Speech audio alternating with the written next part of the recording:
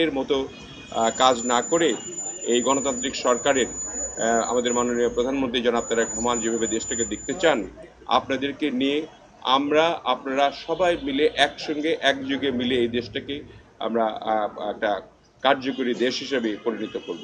সেই হিসাবে আমরা পর্যটনের প্রত্যেকটি জেলায় প্রায় পর্যটনের স্থান রয়েছে, সেই স্থানগুলিকে একটু বিন্যাস করে প্রয়োজনে সেগুলি উন্নত করার জন্য বিদেশি আমরা সহায়তা নিয়ে অথবা পিপিপি মডেলে কিছু করার জন্য তাদেরকে আমরা আশ্বস্ত করেছি এবং তারাও উৎসাহিত হয়েছে। আমরা প্রত্যেকটি জেলার যে প্রশাসক ছিলেন এবং কমিশনাররা ছিলেন, বিভাগীয় কমিশনার, তাদেরকেও আমরা বলেছি পদক্ষেপগুলি গ্রহণ করার জন্য।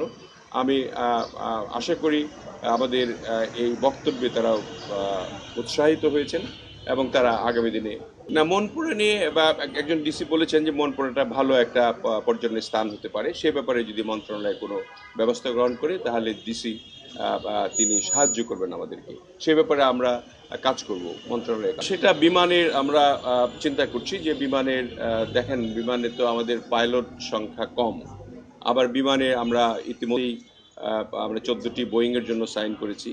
আমাদের বিমান বহরটি একদম আন্তর্জাতিক মানের হলেও আন্তর্জাতিক বিমান রয়েছে ঠিকই, কিন্তু আন্তর্জাতিক মানের নয়। সেই মান সম্পন্ন করার জন্য আমরা ইতিমধ্যে 14টা বোয়িং ক্রয়ের স্বাক্ষর করেছি এবং আরও কিছু বিমান আমরা লিজ করব।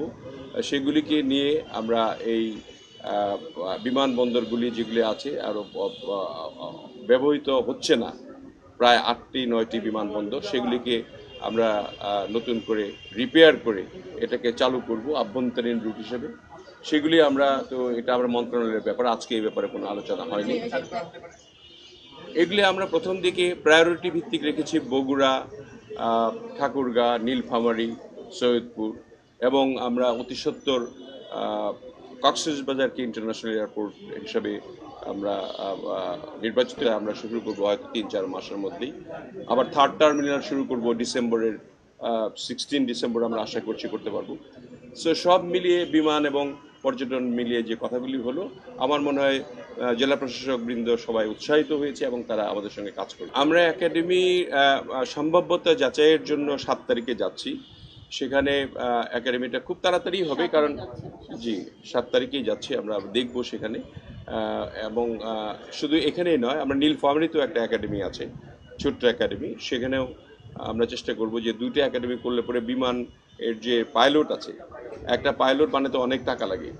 আপনার এই পাইলটগুলি আপনার এখানে বাংলাদেশ বিমানে খুব বেশি পাইলট কাজ করে না, তারা বিদেশে চলে যায় এবং বিদেশে এয়ারলাইনগুলিতে চাকরি করে, যাতে করে এখানে আমরা সর্বক্ষেত্র থেকে, আগে পাইলটের একটা অংশ ছিল শুধু পাইলটের ছেলে বা পাইলটের আত্মীয় স্বজন ছাড়া মানে তারা পাইলট হতো না।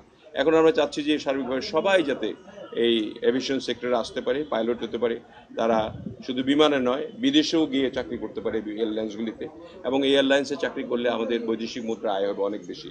সেই জন্য আমরা খুবই গুরুত্ব দিয়ে আমরা একাডেমি দুটো করছি।